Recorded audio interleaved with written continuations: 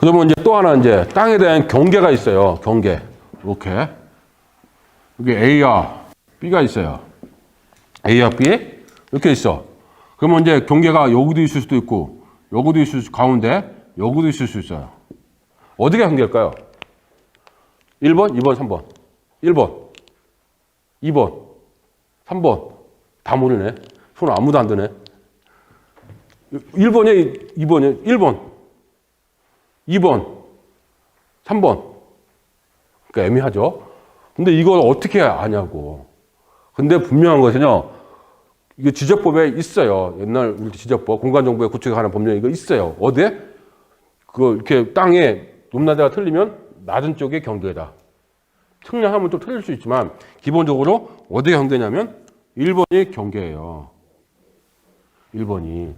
그런데 B가 도로, 국어, 하천 이럴 때는 여기가 경계예요. 도로, 국어, 하천일 때는 경계가 어디라고요? 여기가 경계라고요.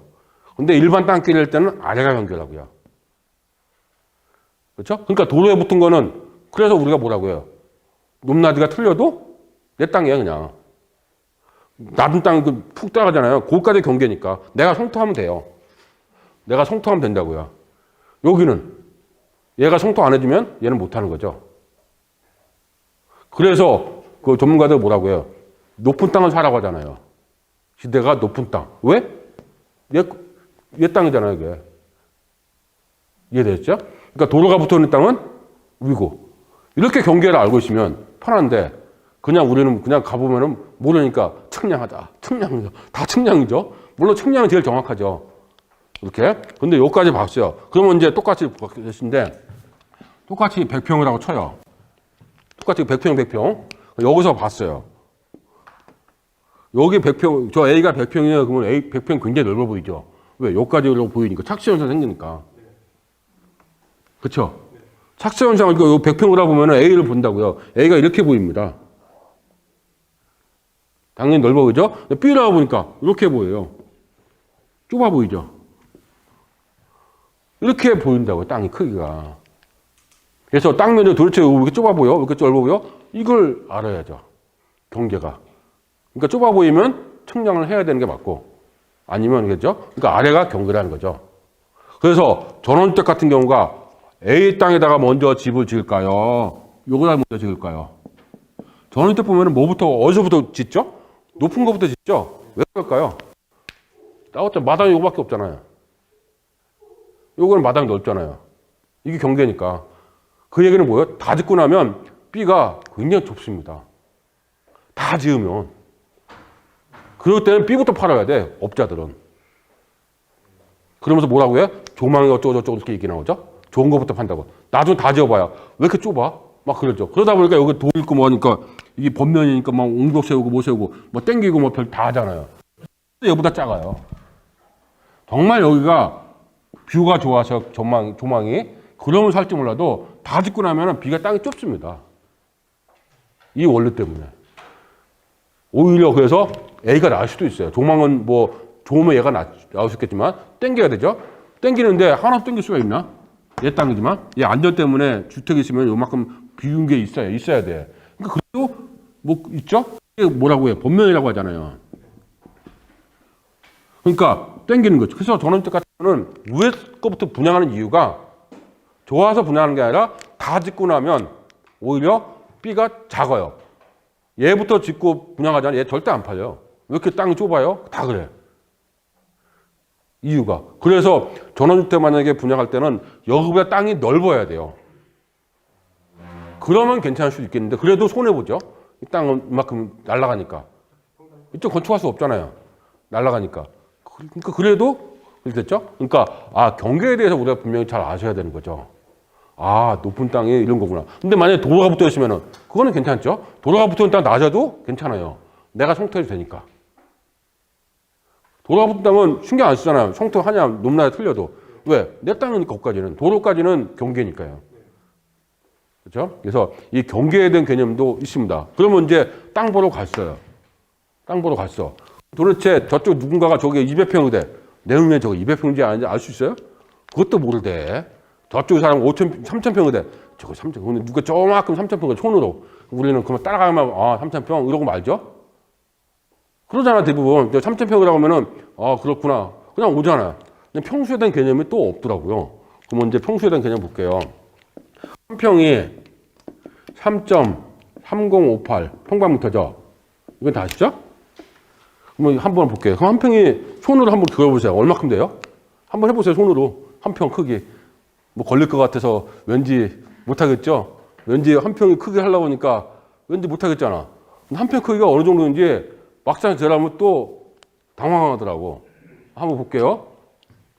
1.7 곱하기 1.7 해볼게요. 그냥 키 있고 1, 그렇죠? 12, 19, 11, 17, 2.89네요. 그 다음에 1.8 곱하기 1.8 해볼게요. 88, 64, 3.24네요. 그렇죠? 1.8 곱하기 1.8 하니까 3.24, 1.7 곱하기 1.4는 2.89잖아요. 그렇죠? 오케이. 그러면 요거보다도 이게 더 크네. 요게 뭐죠? 그러면 1.8m. 그러면 이게 뭐죠? 한 평이? 남자 1.8m가 가로 세로 누워있는 게 한 평이에요. 남자 신랑 있으면은 신랑 누워봐. 가로 세로. 그게 한 평이라고요. 한 평이 커요, 작아요? 크죠? 생각보다. 갑자기 이만큼만 생각했는데. 그러니까 농막 6평도 커요, 작아요? 큰 거예요. 6평짜리. 6평 우습게 보는데 아니에요. 살려면 다 가능해요. 그러니까 도시 생활도 오플 때 6평 많잖아요. 그냥 혼자 살잖아요. 그러니까 한 평이 뭐라고요? 남자가 키가 가로수로 누워있는 게 한 평이에요. 제가 남자 키라고 얘기한 이유가 기억이 편하잖아요. 기억이 딱 바뀌잖아. 그러니까, 한 평이 남자 가로수로 누워있는 거. 신랑 보고 누우라면 돼. 그러면 내가 이제 키 아니까 내가 이제 한 평 갈 때마다 누워보면 대략 알죠, 이제. 이만큼 누우면 한 평이구나. 알잖아, 이제. 이제 아실 거 아니에요. 여성분은 조금만 더 누웠고, 그죠? 자기가 키가 1.8이면 정확히 누우면 돼.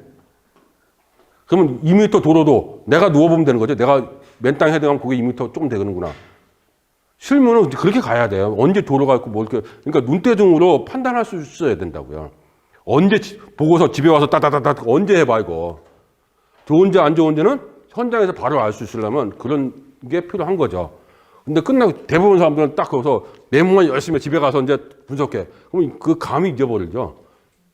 그러니까 자꾸 우리 토지를 부동산 하려면 자꾸 임장을 가서 자꾸 보는 연습이 필요한 거죠, 이게. 그러면 대충 요게 이제 1m 80이라고 하면 이제 1m 한 평이 나오죠.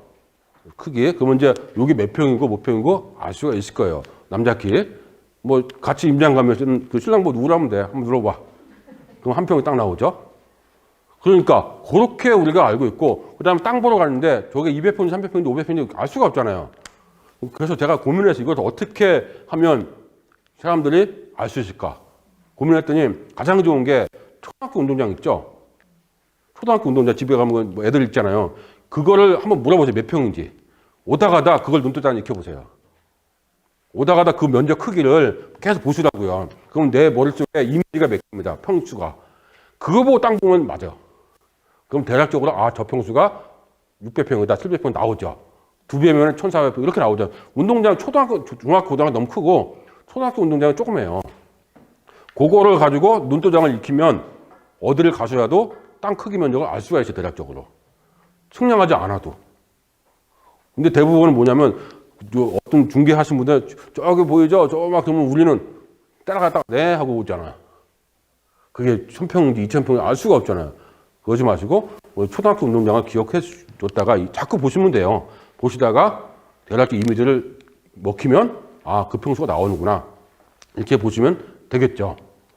그러니까 평도 그렇게 보다 보면은 대략적으로 어디 가더라도 평을 알 수가 있어요. 조그만 평은 누워보면 된다니까요. 내가 그래서 대략적으로 걸어보면 내가 이만큼 한 번 자빠지고 두 번 자빠지고 몇 번 자빠져 보면은 평수가 이쪽 가로수를 나올 거 아니에요. 곱하면 돼. 10번, 요거 8번. 그럼 몇 평이에요? 10번, 8번이면 80평이잖아요. 그렇게. 내 키만큼 적당히 걸어가는 거죠. 그러면 대충 눈대중으로 평수의 크기를 알 수가 있겠죠. 대부분은 몰라요. 이렇게. 그래서 평소의 크기를 알 수가 있는 거고요. 그 다음에 이제 1제곱킬로미터는 책에 나오는데 나중에 1제곱킬로미터는 1000m 곱하기 1000m죠. 100만 평방미터는 아시죠? 왜 이걸 얘기하냐면은 그 다음 1헥타르가 있어요. 헥타르 참 많이 나요, 면적이요. 그쵸? 1헥타르, 2헥타르. 왜 이거부터 했냐면 1km제곱킬로미터는 1000m, 1000m예요. 1헥타르는 100 곱하기 100이에요. 기억하시라는 얘기에서 이것 때문에 기억한 거죠. 왜냐면 이게 이 단위가 많이 나오니까. 100 곱하기 100이 1헥타르. 100m 곱하기 100m. 1아르는 10m 곱하기 10m예요. 이거 상식적으로 알고 계시면 좋겠죠? 면적은. 1제곱킬로미터는 알잖아요. 1000m 곱하기 1000. 그 헥타르는 100m 곱하기 100m라고요. 왜 이거, 근데 이걸 설명했냐면 1000, 그 다음 100m. 헥타르. 아르는 10m 곱하기 10m. 헥타르가 10,000평방미터예요. 3,000평 정도 되는 거죠. 그러니까 1헥타르 3,000평을 기억하는 사람은 뭔가 이렇게 기억해야 되잖아요. 그렇게 기억하지 마시고 1제곱킬로미터 1000m니까 1헥타르는 100m 곱하기 100m. 벌써 기억했잖아. 100 곱하기 100. 1헥타르. 그렇죠? 그렇게 기억하면 훨씬 더 좋겠죠. 그러니까 그렇게 기억하시는 거예요. 그러니까 제가 자꾸 기억하게끔 이렇게 유도를 이렇게 하는데 딱 책 닫고 집에 가면 다음 주에 보면 다 새롭거든. 그래서 일부러 기억시키려고 애를 쓰고 있어요, 내가. 하나라도 남기려고. 근데 공법을 배울 때 문제가 뭐라고 해요? 다 배운 것 같은데 안 남는데 뭐가 배웠는지 모르겠다잖아요. 멍하잖아. 뭐 그런다잖아요. 가급적이면 제가 전달시키려고 노력하는 거죠. 그죠? 이런 정도는 딱 1시간 좀 반 정도 됐는데 어때요? 이게 제가 지금까지 공법이라든지 이런 거 아니야. 그냥 실전으로 필요한 것들만 일단 얘기했어요. 근데 이런 내용이 앞으로 계속 가요. 그러니까 이런 내용으로 쭉 봐야 되는 것이 맞는 거죠. 아, 그래서 대충 감을 잡으셨을 겁니다. 아, 팔주가 이런 거 배우는 거구나. 뭐 도간농자, 주상공로 이거 안 해요. 죽어라 주상공로, 도간농자 죽어라 배우잖아요. 그런 얘기 안 한다고. 용전을 건폐후 일종, 이종 뭐 이런 얘기 안 한다고요. 그게 아니라 실전에 바로 필요할 수 있는 거. 이런 얘기를 계속 얘기합니다. 알겠죠? 네, 또 다른 얘기는 너무 길어진 거 있고 쉬었다가 또 할게요.